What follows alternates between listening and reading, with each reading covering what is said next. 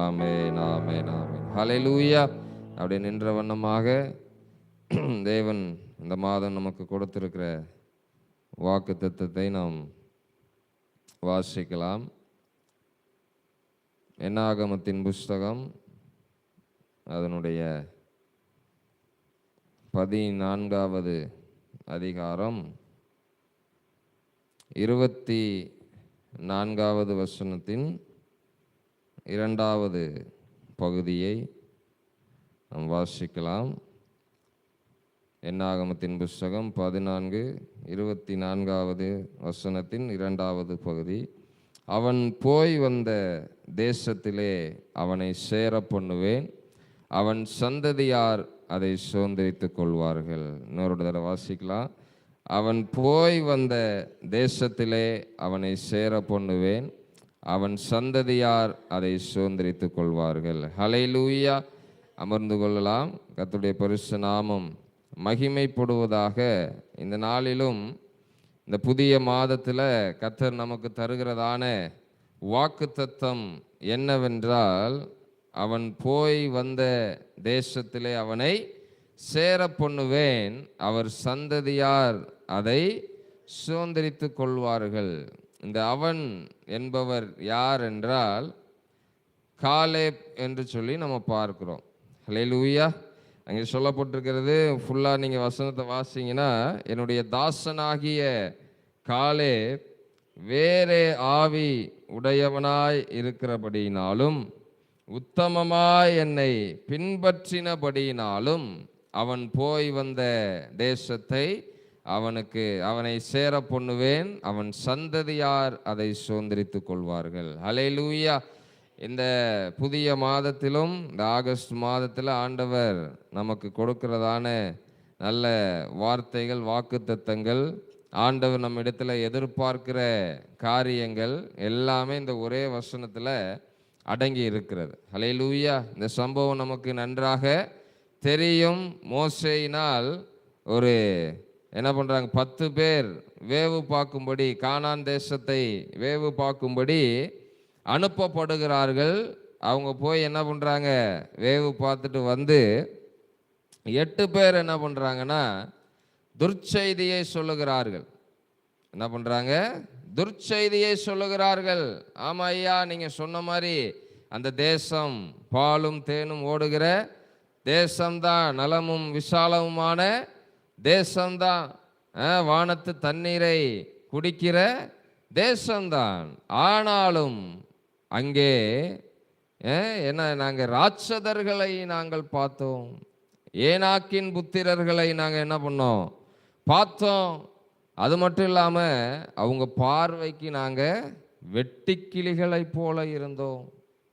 ஹல்லேலூயா. அவனையும் என்னையும் நிற்க வச்சு பார்த்தீங்கன்னா நான் என்ன பண்ணுவேன், வெட்டுக்கிளி மாதிரி தெரிவேன். அப்படிப்பட்ட ராட்சதர்கள், பலவான்கள், அந்த தேசத்தில் உள்ள ஜனங்கள் எல்லாம் பலசாலிகளாக இருக்கிறார்கள். அதனால நம்ம அந்த தேசத்தை மறந்துட வேண்டியதான் அப்படின்னு சொல்றாங்க. அல்லேலூயா. என்ன சொல்றாங்க, சூழ்நிலைகளை பார்த்து அவங்க என்ன பண்றாங்க, சோர்ந்து போகிற ஒரு நிலைமையாக இருந்தாலும் வாக்குத்தத்தத்தை இனிமேல் பெற்றுக்கொள்ளவே முடியாது, சுதந்திரிக்கவே முடியாது என்கிற ஒரு நிலைக்கு என்ன பண்ணிட்டாங்க, போயிட்டாங்க. அல்லேலூயா, அல்லேலூயா. நம்ம சூழ்நிலைகளை பார்க்கிறதை விட வாக்குத்தத்தத்தை தந்த தேவனை பார்க்கிறது தான் நமக்கு ஆசீர்வாதம் என்பதை இந்த சம்பவத்தின் மூலமாக நம்ம தெரிந்து கொள்ளலாம். அல்லேலூயா. அப்போ 8 பேர் இப்படி சொல்கிறாங்க. உடனே ஜனங்கள் எல்லாம் தங்களுடைய வஸ்திரங்களை கிழித்து கொண்டு மறுபடியும் மண்ணை தூக்கி மோசேக்கு முன்னாடி எரிஞ்சு மறுபடியும் கல் எடுத்துட்டாங்க.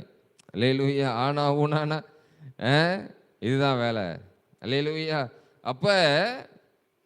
அப்போ இந்த 2 பேர் என்ன பண்ணுறாங்க, யோசுவாவும் காலேப்பும், அவங்க 2 பேர் என்ன பண்ணுறாங்கன்னா, ஐயா நீங்கள் சொல்கிற மாதிரி எல்லாம் உண்மைதான், அந்த 8 பேர் சொல்கிறது உண்மைதான், ஆனாலும் கர்த்தர் நம்மோடு இருப்பாரானால், அல்லேலூயா, 8வது வசனத்துல சொல்றார் பாருங்க, கர்த்தர் நம்மேல் பிரியமாயிருந்தால் அந்த தேசத்திலே நம்மை கொண்டு போய் பாலும் தேனும் ஓடுகிற அந்த தேசத்தை நமக்கு கொடுப்பார். ஹல்லேலூயா, ஹல்லேலூயா. அப்ப அந்த 8 பேர் பார்க்கிற பார்வைக்கும் இந்த 2 பேர் பார்க்கிற பார்வைக்கும் என்ன இருக்கு? வித்தியாசம் இருக்கிறது. அவர்கள் ஜனங்களை பார்க்கிறார்கள், அங்க இருக்கிற சூழ்நிலைகளை பார்க்கிறார்கள், அப்ப தன்னுடைய நிலையை பார்க்கிறார்கள். ஆனா கர்த்தர் தங்களோடு கூட இருக்கிறதை அவர்கள் என்ன பண்ணவில்லை? பார்க்கவில்லை. அல்லேலூயா. இவங்க 2 பேர் அதை பார்க்கிறாங்க. எல்லாரும் இருக்கிறது உண்மைதான், சூழ்நிலை இருக்கு உண்மைதான், பலவான்கள் இருக்கிறது உண்மைதான், அவர்களுடைய பார்வைக்கு நாங்கள் வெட்டி கிளிகளை போல இருந்தோம் உண்மைதான். ஆனாலும் கர்த்தர் நம்மோடு இருக்கிறார். ஹல்லேலூயா. இத்தனை வருடம் நம்மை வழிநடத்தி வந்ததான தேவன் நம்ம என்ன பண்ணுவார்? கர்த்தர் நம்மேல் பிரியமாயிருந்தால் அந்த தேசத்திலே நம்மை கொண்டு போய் என்ன பண்ணுவார்? சேர்ப்பார். ஹல்லேலூயா. எகிப்திலிருந்து அழைத்து வந்தது யாரு? தேவன். அழைத்து வந்தவர் பாதையில என்ன பண்ண மாட்டார்? நம்மை கைவிட மாட்டார். ஹல்லேலூயா. அதனால என்ன பண்ணுங்க? விசுவாசமாயிருங்கள் அப்படின்னு என்ன பண்றாங்க?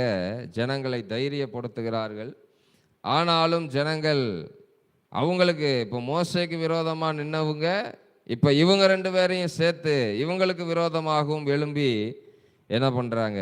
பேசுகிறாங்க. அப்போதான் கர்த்தர் மோசேயை நோக்கி சொல்லுகிறார்.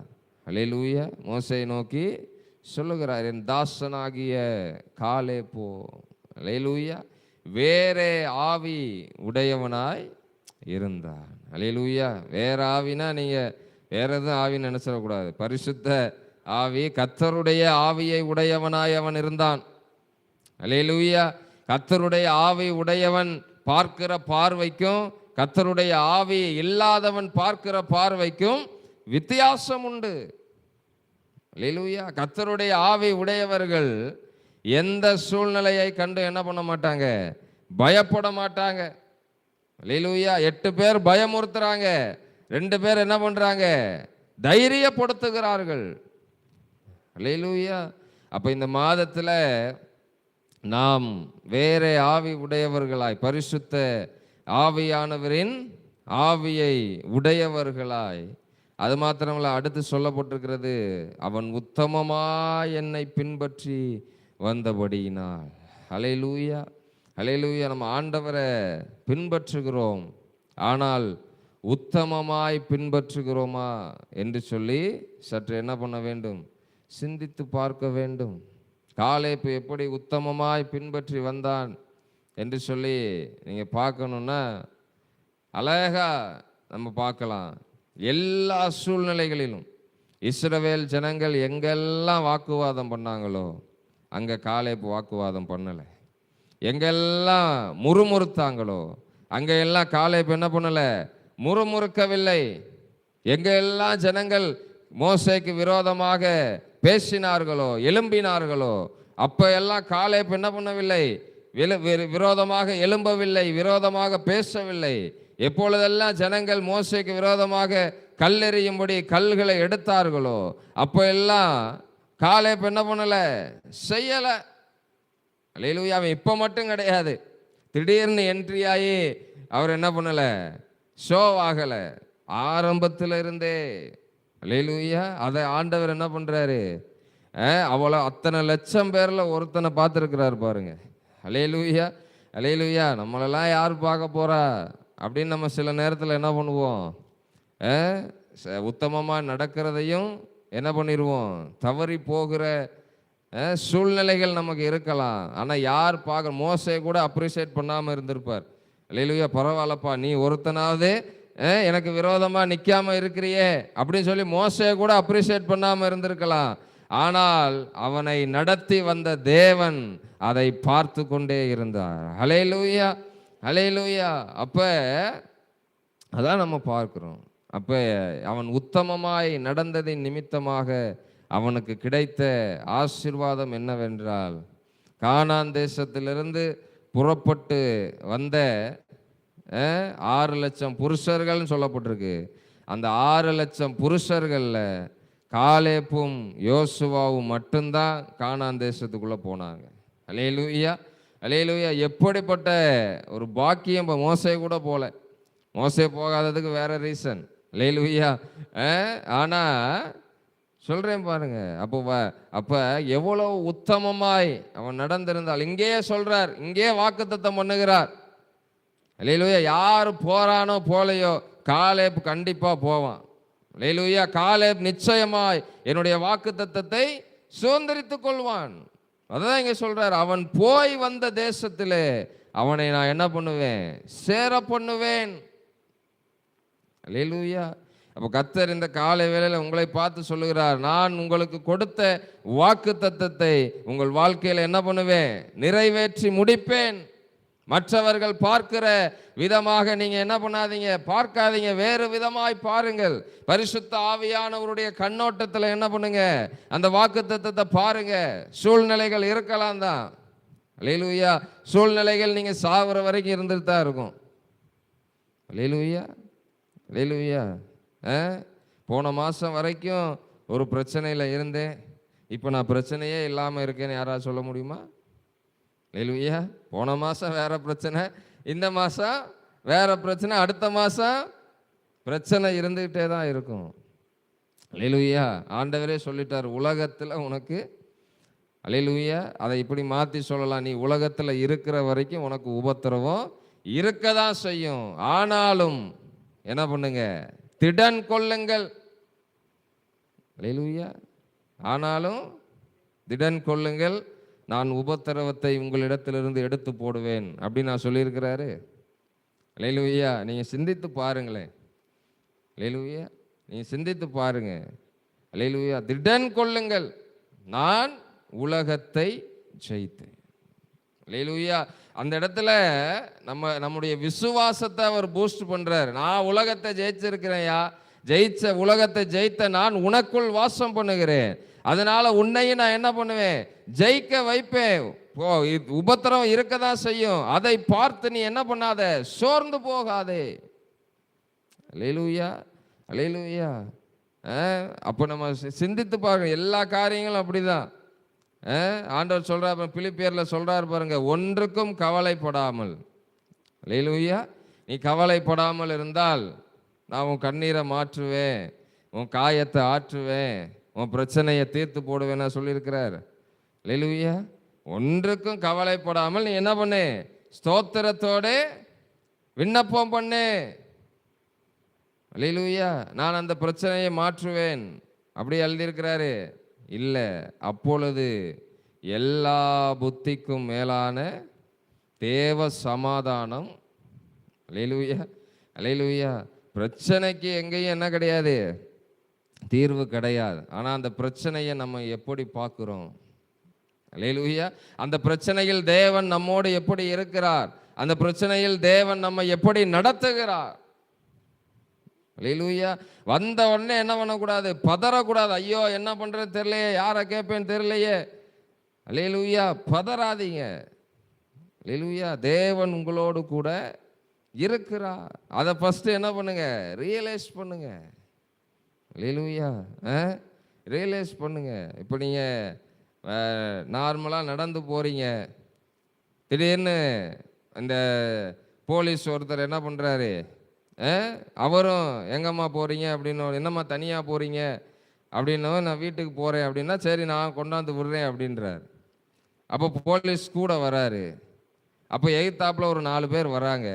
நம்ம பயப்படுவோமா? இதே தனியாக போனால் என்ன பண்ணுவோம்? தனியாக போனாலும் என்ன பண்ணக்கூடாது? ஃபிசிக்கலாக ஒரு ஆள் கூட இருக்கும் போது இல்லாத பயம், ஆண்டவர் நம்ம கூட இருக்கிறார். அல்லேலூயா. ஒரு சாதாரண ஒரு மனிதன், அவரும் மனிதன் தான். அல்லேலூயா. இன்னும் ஒரு 4 பேர் சேர்ந்தால் அந்த போலீஸ் என்ன பண்ணிடுவாங்க? அடித்து தூக்கி போட்டுருவாங்க. அல்லேலூயா.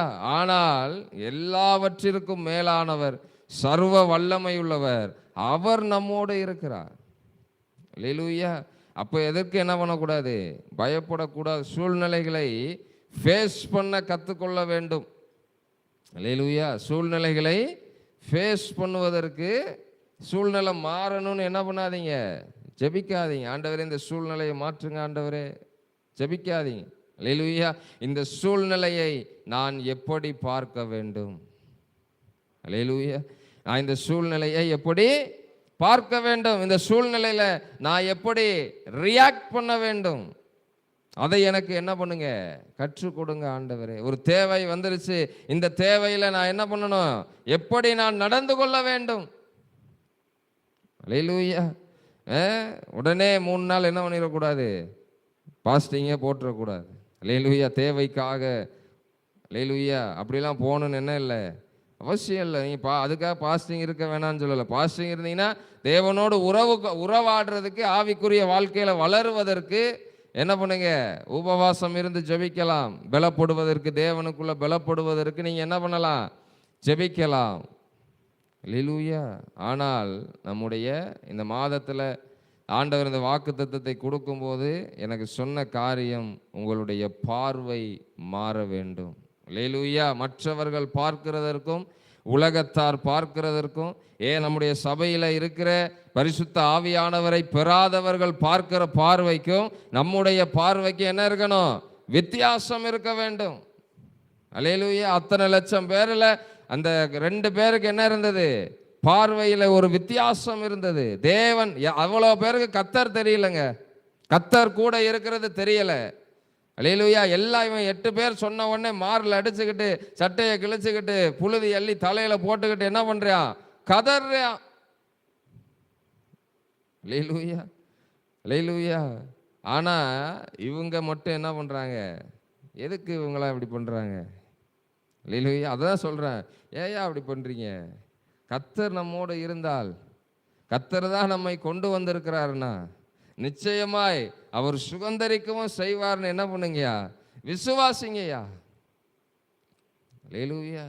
அல்லேலூயா. பார்வையில் மாற்றம் உள்ளவர்கள், ஆவியின் பார்வை உடையவர்கள் கானானை சுதந்திரித்து கொண்டார்கள். ஆவியின் பார்வை இல்லாதவர்கள் வனாந்திரத்திலேயே மடிந்து போனார்கள். அல்லேலூயா. நாம் எப்படிப்பட்டவர்களாக இருக்க வேண்டும் என்று சொல்லி நீங்களே என்ன பண்ணிக்கோங்க, தீர்மானம் பண்ணிக்கொள்ளுங்கள். நான் எப்படிப்பட்ட பார்வை உடையவனாய் நான் இருக்க வேண்டும் என்று சொல்லி. அல்லேலூயா. ஆண்டவர் விரும்புகிறது இந்த பார்வை. தேவன் எப்படி பார்க்கிறார்? அல்லேலூயா. பரிசுத்த ஆவியானவரை நீங்கள் பார்க்க விட்டீங்கன்னா அப்படி தான் பார்ப்பீங்க. இந்த பிரச்சனையை தேவன் எப்படி பார்க்கிறார்? அல்லேலூயா. அவர் மேலே இருந்து பார்க்கறனால நமக்கு நம்ம கீழே இருக்கிறோம், அவர் மேலே இருக்கிறார். அப்போ அவர் பார்க்கிற பார்வைக்கு நம்ம பார்க்கிற பார்வைக்கு என்ன இருக்கு, வித்தியாசம் இருக்கு. அல்லேலூயா. நம்ம இந்திராணி அம்மா வீட்டுக்கிட்ட நின்றுட்டு ஒரு ரோடு தான் போய்கிட்டு இருக்கு அப்படின்னு நினைப்போம். மேலேருந்து பார்க்குறவர் இன்னும் கொஞ்சம் தூரத்தில் 4 ரோடு பிரியுதுன்னுன்றது அவருக்கு தெரியும். அல்லேலூயா. அல்லேலூயா. அப்போ அந்த விதமாக என்ன பண்ணணும், பார்க்கணும். அல்லேலூயா. அவர் பிரச்சனையை மட்டும் பார்க்கல, அந்த பிரச்சனைக்கான தீர்வையும் அவர் பார்க்கிறார். இன்னும் கொஞ்சம் தான் மகளே, இன்னும் கொஞ்சம் தான், இன்னும் கொஞ்சம் வந்துட்டேன்னா என்ன பண்ணிடலாம், அந்த தீர்வை நீ பார்த்துடலாம். அதனால தான் என்ன பண்றார், வசனத்தை அனுப்பி என்ன பண்றார், தைரியப்படுத்துகிறார். அல்லேலூயா. அதனால அதை ஆண்டவர்கிட்ட கேளுங்க. ஆண்டவரே, நீர் பார்க்கிறபடி ஆவியின் கண்கள், ஆவியினால் நிரப்பப்பட்டவனுடைய பார்வை எனக்கு இந்த மாதத்தில் வேண்டும் ஆண்டவரே, அப்படி கேளுங்க. அல்லேலூயா. அப்போதான் வாக்கு தத்தங்களை என்ன பண்ண வேண்டும், சுதந்திரித்து கொள்ள முடியும். இல்லை என்றால் மற்றவர்கள் இழந்து போனது போல. அல்லேலூயா. கொஞ்சம் யோசிச்சு பாருங்களேன், 6 லட்சம் பேரில் 2 பேர்னா, அல்லேலூயா, மிச்சம் 5,99,998 பேர் க்ளோஸ். அல்லேலூயா. ஆண்டவருக்கு அதெல்லாம் முக்கியம் இல்லை. அல்லேலூயா. மோசே தான் அவங்கள காப்பாற்றி வச்சிருந்தார். என்னைக்கோ அவங்கள போட்டு தள்ளியிருப்பார் ஆண்டவர். மோசே இது வரைக்கும் கொண்டு வந்தான், இதுக்கு மேலே நீ அமைதியாரு, இனிமேல் நீ சொல்கிறத நான் கேட்க மாட்டேன் அப்படின்ட்டார் ஆண்டவர். அல்லேலூயா. இப்படி எனக்கு விரோதமாய் கலகம் பண்ணினவர்களை நான் என்ன பண்ண மாட்டேன். அதே அதிகாரத்தில் தான் சொல்லப்பட்டிருக்கு, இவர்களுடைய பிரேதங்கள் இந்த வனாந்திரத்தில் விழும். அல்லேலூயா. அல்லேலூயா. நம்ம விழுந்து போனவர்களா, இல்லை விழுந்து போகிறவர்களா, இல்லை வாக்கு தத்தத்தை சுதந்தரிக்க போறவர்களா? அல்லேலூயா. கொஞ்சம் சிந்தித்து செயல்படுவோம். கர்த்தர் நம்மை ஆசீர்வதிப்பாராக. ஆமேன். கண்களை மூடி ஜெபிப்போமா? கர்த்தருக்கு சித்தமானால் நாளைய தினத்தில் இதை கொஞ்சம் விளக்கமாக நம்ம பார்க்கலாம். ஹல்லேலூயா. கொஞ்சம் எழுந்து தேவனுடைய சமூகத்தில் நான் ஜெபித்து நான் ஆண்டவரே, இந்த மாதத்தில், இந்த ஆகஸ்ட் மாதம் என்னுடைய பார்வையில் ஒரு வித்தியாசம் உண்டாக வேண்டும் ஆண்டவரே. மற்ற மனிதர்களைப் போல அல்லாமல் எங்களுடைய ஆவியிலே ஒரு வித்தியாசம் உண்டாகட்டும் ஆண்டவர்.